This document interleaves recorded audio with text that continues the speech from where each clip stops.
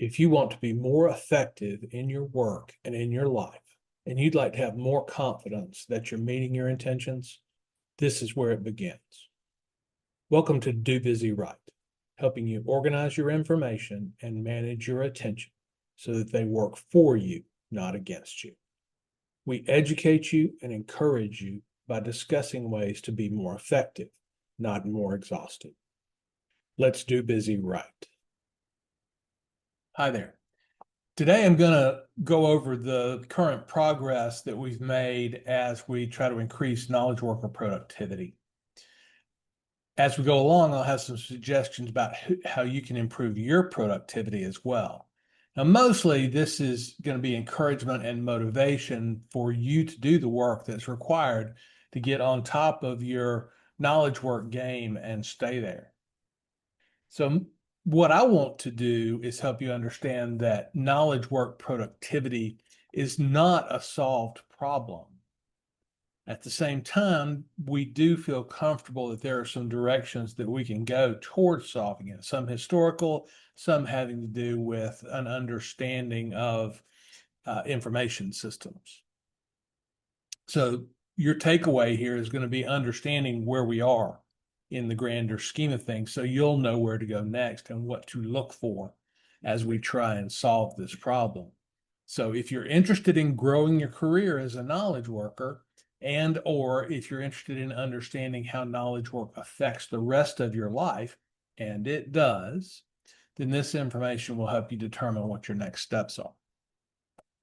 The second part of what you're going to get out of this is to recognize that there are significant opportunities for improvement here. Getting good at the personal information part of knowledge work really represents a competitive advantage in the market for talent. You'll be more productive, you'll be less burned out, you'll be a faster learner, and that will altogether will make you better at your job as you develop those skills. And just so you know, and just so I get it said, I'm happy to help with all of this. Just reach out if you need somebody to help you walk through it. There's lots of information out there on the rest of the episodes of the podcast, so you can probably get through it yourself. But if you get stuck or whatever, just reach out and I'll help you.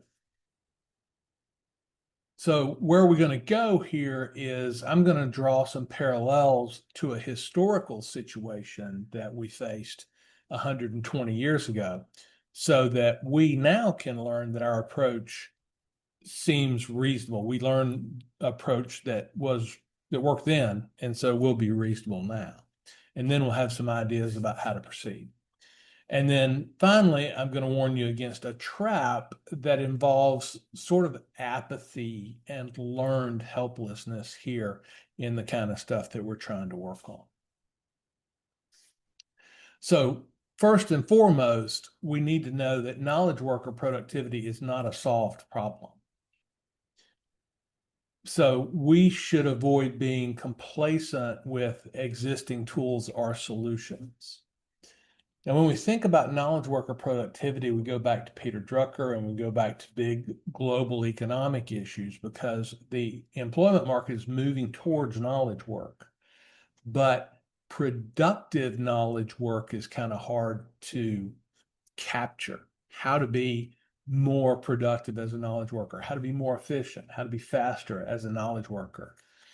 We're still struggling to capture some of those pieces. I've got some ideas that I'm going to share with you, but in terms of some one tool to rule them all, and yeah, I'm sure you've heard lots of different tools claiming they're the last tool you'll ever need, but those, as near as I can tell, just don't exist yet. So I want to be creatively dissatisfied and to have a sense of urgency individually as we look at this issue.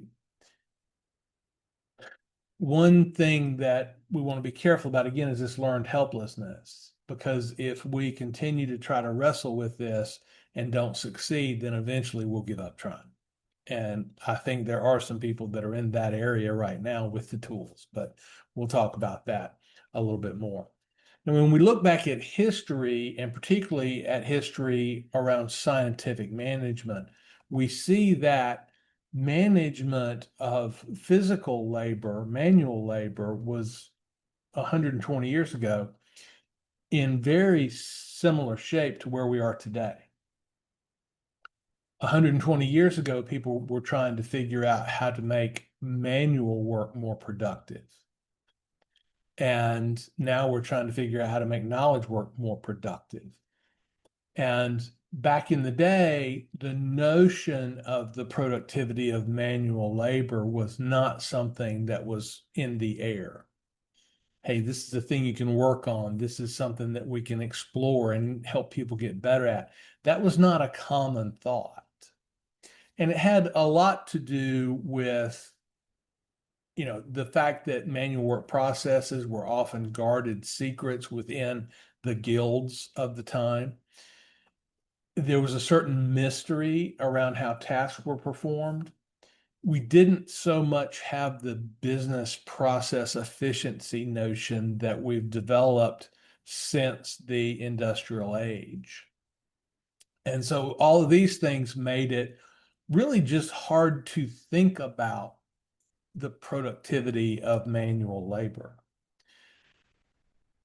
And so nobody was looking into it. And I would say that there's some parallels to that now. I think we think that knowledge work is mysterious, and we still use words like inspiration and the muse when we're doing knowledge work. We still have some, what would you say, habits around problem solving, and just sleep on it and you'll figure it out, which is true, but it's just a rule of thumb and it's hardly scientific. Although there is some data backing it, theoretically, it's hard to understand why that might happen. But anyway, so back in the day, they weren't looking into it, and now we're struggling to look into it. Now, 120 years ago, Frederick Taylor popped onto the scene, and he is the father, if you will, of scientific management. He challenged this by demonstrating that process influences productivity. So the prevailing notion was that, well, we just got to let them do what they do. And he really dug in and said, well, wait a minute, if they can get a little bit faster, a little bit more efficient, then that'll have great impact on how our factories work. Now, one precursor to all of this is to have standardized work processes. Because if you don't have standardized work processes, then it's very hard to measure anything. But once we get into a factory, then we begin to have standardized work processes. So many pounds of coal needed to be fed into the burner every hour. And we knew that and we could measure it. And then we could start thinking, okay, well, how many people does it take to do that? And then we could start saying, well, I wonder if we could lower that. So that's this. It was kind of in the water or in the air to think about this. So then what Taylor did is he introduced this notion of time and motion studies. And what he did is he carefully watched people. He had a stopwatch and a clipboard. And he would watch people work. And that way he could identify the people that were more productive or faster. It's not sheer speed, but you get the relationship. And then he could begin to compare the fastest ones with everybody else and begin to see what the difference in their work style or work process might be. And so this meant that he's looking into these processes and he actually has some data, some comparative cases he can use. And so what happened is he figured out several things about this process, but really his contribution was the notion that it was useful and profitable to analyze this work. And if we analyzed it and thought about it and altered the processes here and there, that we really could make this work more efficient and make the workers more effective. So now zoom forward, and here we are with knowledge work. And I would argue that knowledge work doesn't have its Frederick Taylor yet. I'm not aware of anybody who is out there doing the equivalent of time and motion studies. Now, there are some challenges when we look at knowledge work because physical work is visible and knowledge work really is not visible. But there are some signs that we could use to say that, oh, well, the knowledge work is finished. So we have some gross kind of measurements we could use. And also, when we look at knowledge work, the knowledge part of it is, as I said before, is this mystery, this mysterious thing that we really don't know how it happens. We don't really know how problems get solved. We don't really know where new ideas come from. And so a lot of times we just fade back into mystery. And so we don't engage in trying to figure out how it could be done better. Now, the upside is that, as I guess I alluded to, 100 years ago, that same thing was true with more manual work. The thinking was, well, it's not analyzable, it just gets done. And we talked about a couple of the things that helped this sense of mystery about it. But, the whole techne, right? The technique of working better or faster was sort of bound up in the same ideas as, no, you can't have my recipe for iron because the iron I make as a blacksmith is better than the iron you make. And so if I give you my recipe, then you'll push me out of business. And so just there was this mysterious thing. And so we're in the similar position now as we were then. And when the way this works itself out in practice is that knowledge workers are not very analytical about how they do their work. It tends to be when they do think about it, it tends to be thought about in one of two ways. One is, what kind of tool can I acquire? Okay. And then the other is, most knowledge workers view their process as, I'm going to say, highly idiosyncratic.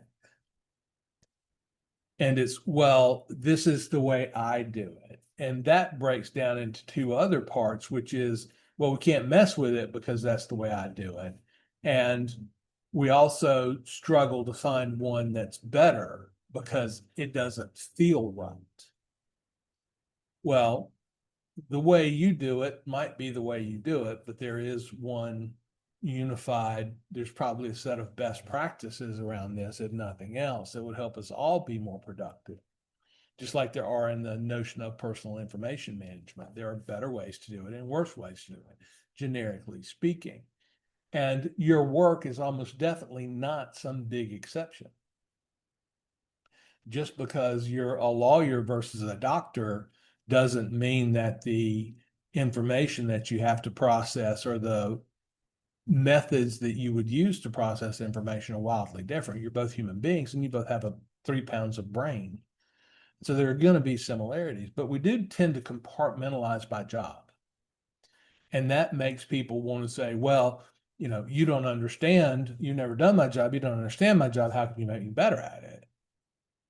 Well, in much the same way as I've never shoveled coal into a furnace in my life, but I do know if you're stronger and have better muscle stamina, then you're going to be better able to move more stuff.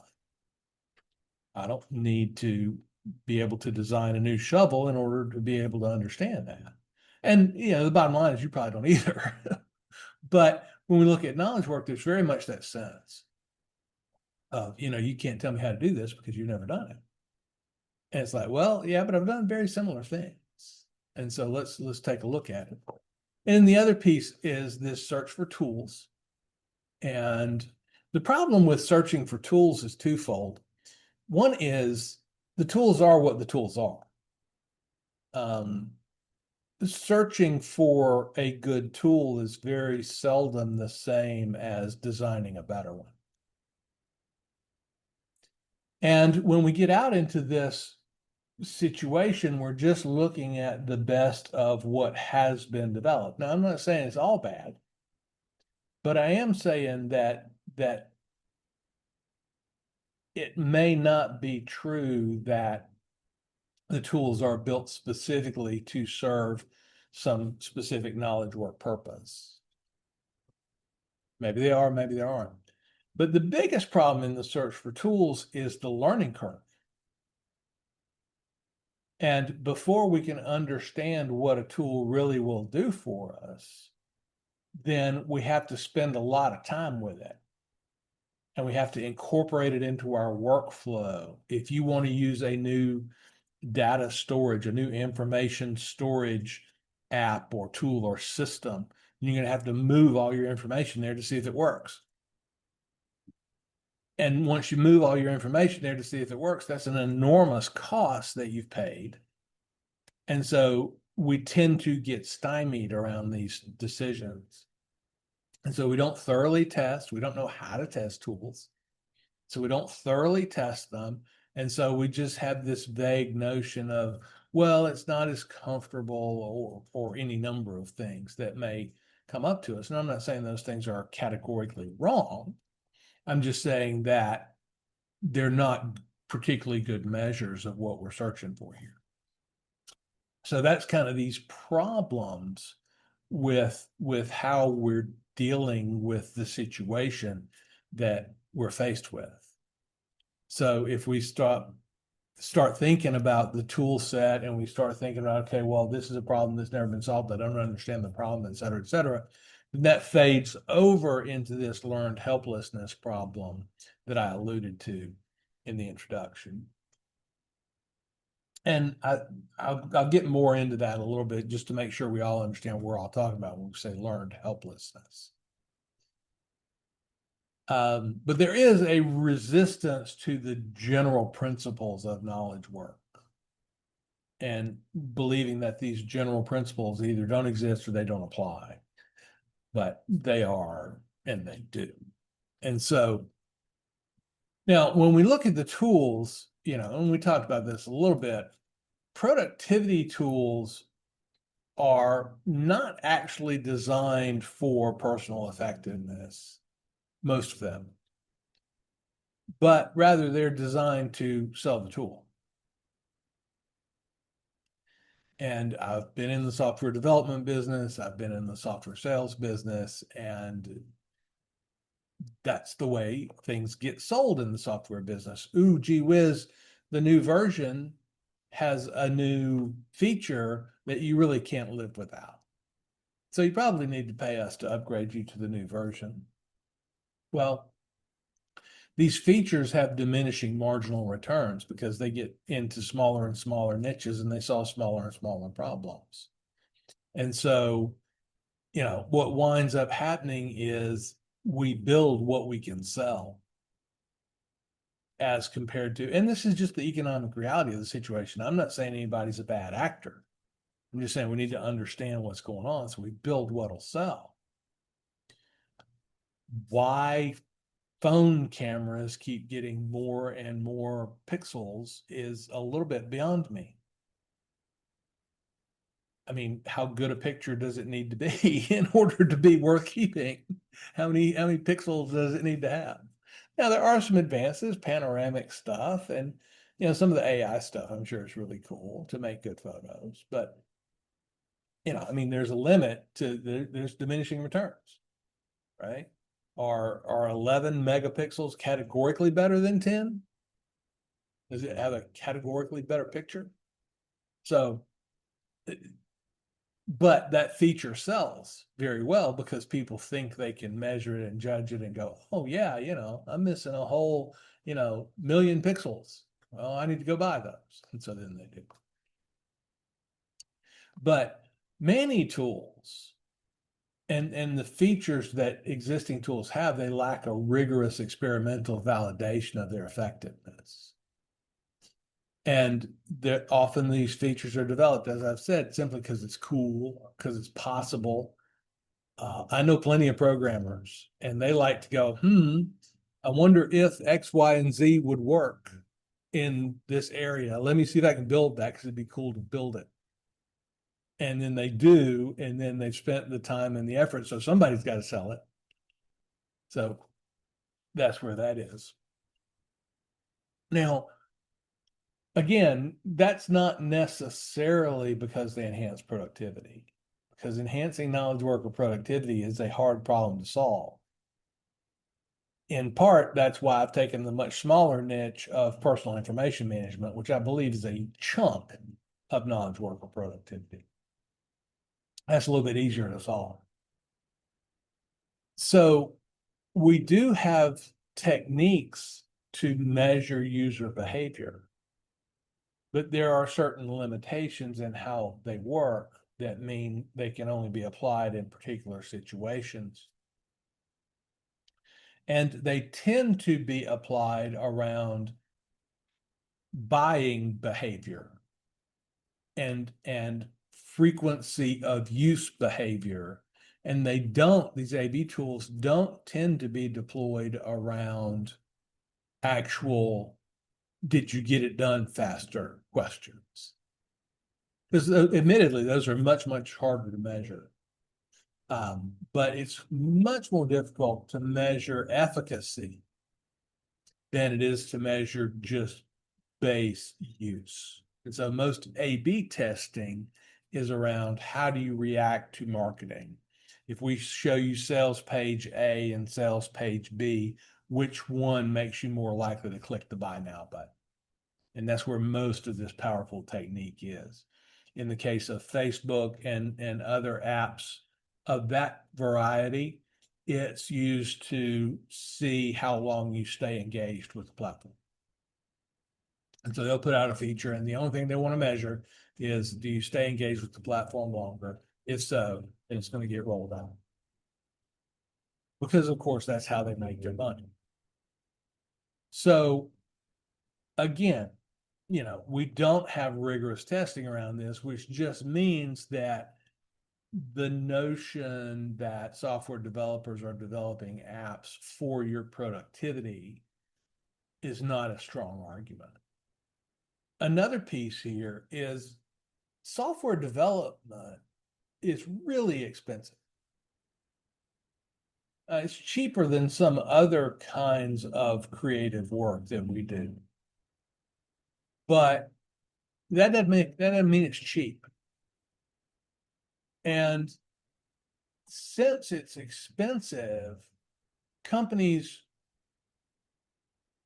for economic reasons, tend to avoid costly new features and will tend to build cheaper new features. So that has two impacts. One is we tend to get the things that are easiest to build, not the things that are best.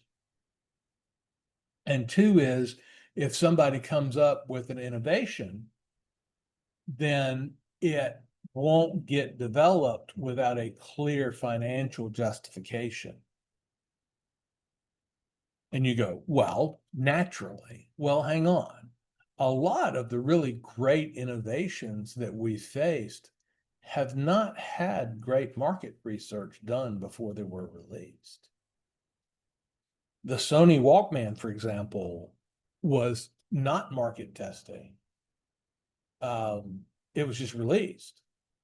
And somebody at Sony, legend has it that it's the chairman of Sony Corporation, decided that this thing would be a great seller, and so he had it built.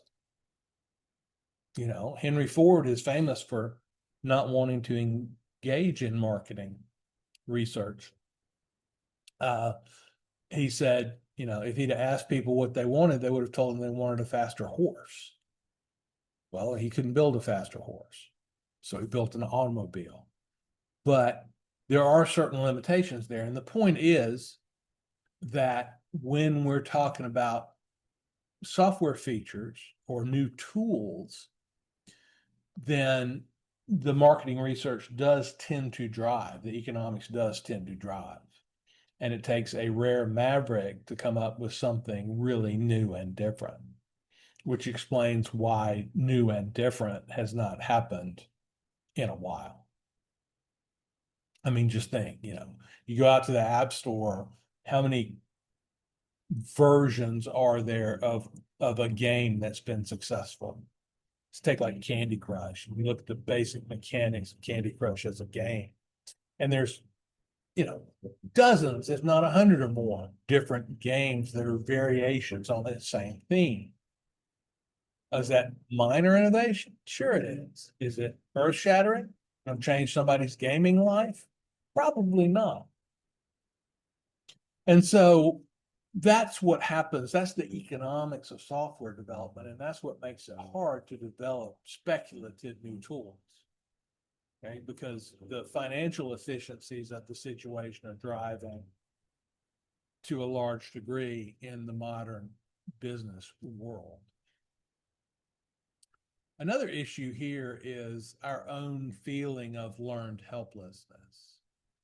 Now, learned helplessness is the psychological notion, and it's somewhat controversial when we try to apply it to humans. Learned helplessness is the notion from psychology of if we are in a position that we can't solve a problem, then eventually we stop trying.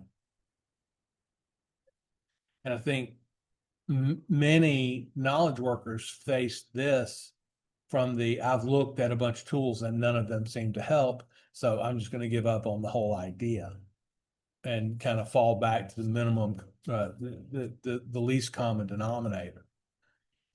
And I do think that that's a danger.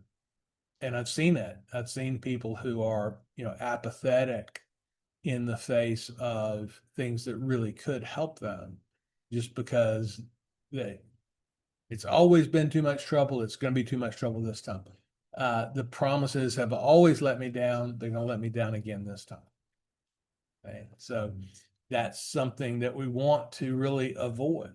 I think we should strike a balance between, being tool centric and spending a bunch of time and energy trying every new thing that comes out on the one end, and being, apathetic on the other end and going, well, I'll just use what I got. Grandpa's word processor was good enough for me. Well, guess what? You're pretty much using grandpa's word processor. So I'm glad, right? So anyway, all these things wrap up in here, and it's the technology is one of the challenges that we face. So what we want to do then is investigate doing the same thing that we did 120 years ago, which is let's do some study here. Let's do some time and motion work. And you, as a knowledge worker, you're working on your own productivity. Do some time and motion studies on your own. Understand what's happening with your productivity. Now, this can be a heavyweight exercise if you try and track down to the minute how you spend your time. Okay. Well, first of all, it's not your time, it's your attention. And secondly, tracking down to the minute is probably a 50% hit on your productivity during a day anyway. But being aware of these sorts of things, and there are certain things that you can do that'll help you. If you're familiar with the podcast, I talk a good bit about time boxing. And time boxing is this technique where we say, I'm only going to give myself 30 minutes to get this done. Well, that's a good test of something. And trying to squeeze that into a smaller and smaller slice of your attention is actually an efficiency move. And it tells us a lot about what's going on. And factories have used this from, we're going to decrease the inventory perspective so that we get better and faster at turning the machines. Okay. So you can do that and you can start saying, okay, well, what kind of time box am I going to fit this in? So pick something that you do routinely that takes, 45 minutes or whatever your number is. And the next time you do it, just challenge yourself. Set an alarm. Challenge yourself to get it done faster with less attention, maybe more focus, and less attention. And so that's one way to begin to do this, something similar to a time and motion study. Okay. Now, when we actually do this analysis, I mentioned before that one of the things that had to be in place before we could really do these scientific management studies that Taylor did, we had to have in place a standard operating procedure, because variation between two people that are doing it in vastly different ways will swamp variation between two people that are doing it substantially the same way, but one has the right shovel and the other has the wrong shovel. So effect size. And so now once we get to some sort of a standardized procedure, so what's the takeaway here? Well, the takeaway here is don't be reinventing the wheel all the time in your own knowledge work processes. Know what your process is and consciously try to do it the same way every time. Now, it's going to change, but similar every time. First, I'm going to do this, then I'm going to do this, then I'm going to do that. And once you get that process in place, then you can start experimenting with steps in the process and see if you can shrink the overall time and attention profile required for the task. Okay. Now, one of the big deals way in front of all this, and I've said this several times, when we look at this situation, we've got to understand that attention is the primary productive asset. And we use time as a shorthand when what we mean is attention. Okay. Now, the problem with attention specifically and time to a lesser degree, they're really heavily interrelated and interdependent on this front that I'm talking about. The challenge is there's a lot of waste in our attention/time world. And even if we allocate our time efficiently, whatever that means, then we've got to make sure that our attention is where we need it to be. If I time box and say, oh, I'm going to get this podcast recorded in 45 minutes, where it usually takes me an hour. If I say that and then I put that time box up, but then I don't start recording the podcast until 15 minutes have elapsed because my attention is elsewhere, then that's going to mess up the experiment. I get no data from that. Okay, so that ability to put your attention where it needs to be and keep it there is if you know anything about experiments, you probably have heard of the control group. Well, that's the control, is I can put my attention where it needs to be and keep it there rather than constantly being distracted. It's funny, you ask people how long something took them and they go, well, it didn't take all that long, but I spent all afternoon. It's like, well, why is that? And they'll tell you it's because of all the other stuff. It's because people kept calling or people kept coming by, or, we had a fire alarm in the building, or, oh, I got distracted by Facebook or whatever. And they'll talk about the difference between elapsed time spent attending to a thing and total clock time expended. And so one of the big deals is we got to get rid of that waste. And if you listen to the podcast at all, it's task switching, I think, that causes a lot of that waste. And if we can get it nailed down and just keep our attention where we want it to be, then I think we can begin to eliminate the waste. And the three primary wastes are interruption, multitasking, and distraction.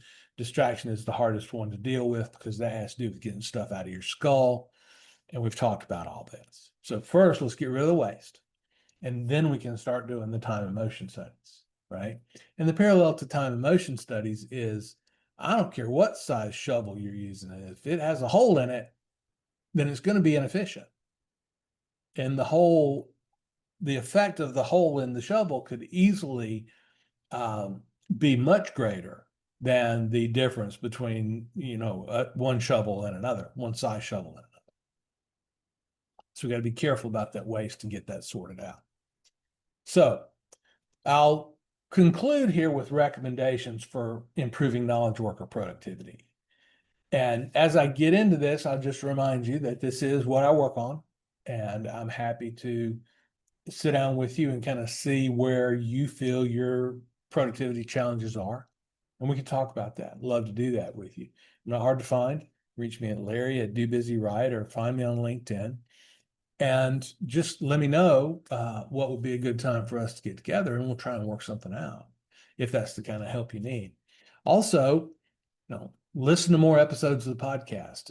The podcast episodes are not, they don't expire. They don't run out of date because it's not a news podcast. And so the things that I've talked about last year are still things that are true about our productivity. So feel free to go backwards through the podcast and listen to those previous episodes as you have time and attention to spare for that. So off we go for some recommendations, then we'll do recap, and then we'll be done here. So the first thing is, as we've talked about all through this, it's crucial to recognize that knowledge worker productivity is an unsolved problem. And that way we avoid complacency. And we want to be more productive because that helps us in our career.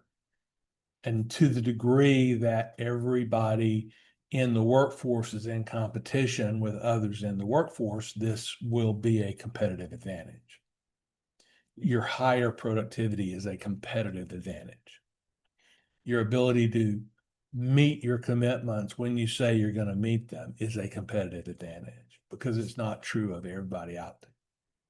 So it's something that you can create in your own life and will generate value for you that then you can harvest. Now, as you're looking to do this, first, we want to focus on eliminating waste, and specifically waste of attention based in interruption, say it with me, interruption, multitasking, and distraction. And so let's deal with those things first. And then we can really understand how one part of a process varies from another. Only then do we start breaking down processes and start doing the equivalent of Taylor's time and motion studies. There's no sense creating a time box if you can't ensure that your attention is going to be where it needs to be during that time box. Okay. So then we break down processes, we improve subcomponents of processes. After we've dealt with waste, we can start thinking, well, if I improve my typing speed by 10%, would that make me more productive? Okay. So that's the second thing. We want to avoid tool addiction. We want to be very careful about just adopting new tools, mostly because of the learning curve and the depth that you have to get into with tools in order to understand how they might apply in your work. And so instead, look for people like me. I work very hard to look at some of the tools and to say, okay, well, here's the features that you need in a tool set to manage your information in such a way that distraction goes away, for example. And I did a podcast on that some episodes ago. It's probably in the teens or maybe in the early 20s of episode numbers. And you can find that. But I won't bog you down with it here. The point is, just be careful in switching tools, because if somebody comes up with something and it crosses my radar, somebody comes up with something that solves this problem, I'll be the first one to tell you. Okay. So stay tuned. Okay. And work on your processes rather than spending the switching cost from one tool to the next. Understand your system and spend time developing repeatable processes for your work that then can begin to be measured, and you can begin to understand how your own time and motion studies work. Again, without repeatable processes, there's not a whole lot we can do here. So I do think the study of your own productivity is a worthwhile endeavor. I do think it's important that while we're making the sausage, we figure out how to make the sausage better, and we spend some time doing that. So consider the bigger picture ideas. Consider something like Attention Compass, which is bigger than a tool. It involves a tool, but it's bigger than that. Consider your desktop workflow and evaluating what that looks like rather than just, buying a new phone. And see how these things work into your processes rather than alter them and you have to rebuild them. So I hope that's helpful. So I'll do a quick recap here. So we've looked at parallels between the industrial revolution, if you will, manual labor productivity going back to the first quarter of the 20th century. And we're comparing it to the situation that we face now as knowledge workers. And I think we're just beginning to get into a place where we can shed light on how knowledge work works.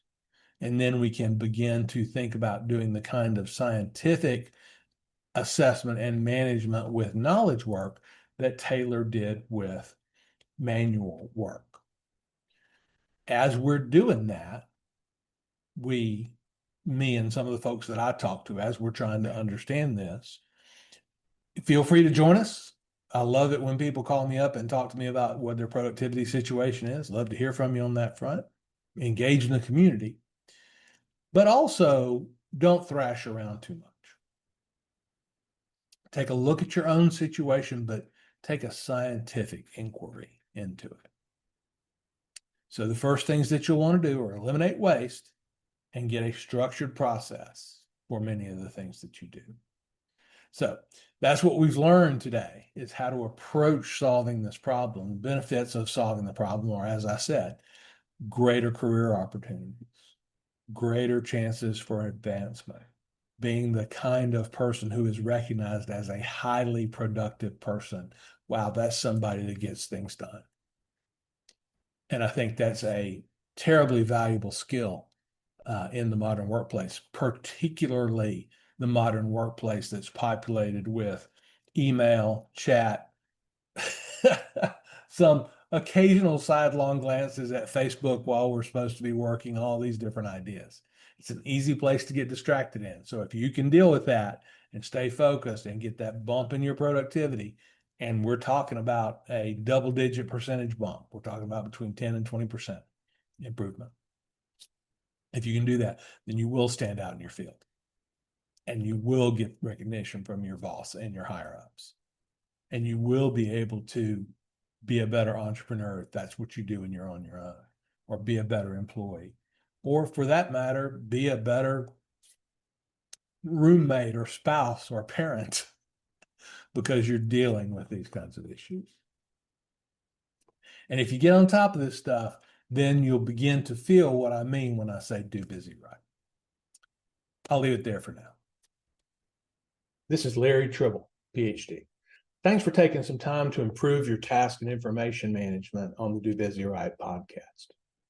The show is dedicated to helping you think about how to get better at working. And we do this by improving your attention and your focus. I believe that your work is not just about your job, but about all the tasks that you do to turn yourself, your environment, and your relationships into what you want them to be. What we're really talking about here is the underpinnings of becoming who you want to be. The primary way I help people is through coaching the Attention Compass process. Attention Compass is 4 workflows and a tool set that support our information, task, and attention management. I help people with big goals to build habits that put them in a position to achieve. We do this by eliminating wasted time and wasted attention. If you'd like to know more, you can find me on LinkedIn or go to dobusyright.com for more information. Have a good week, more effective and less exhausted. Do busy right.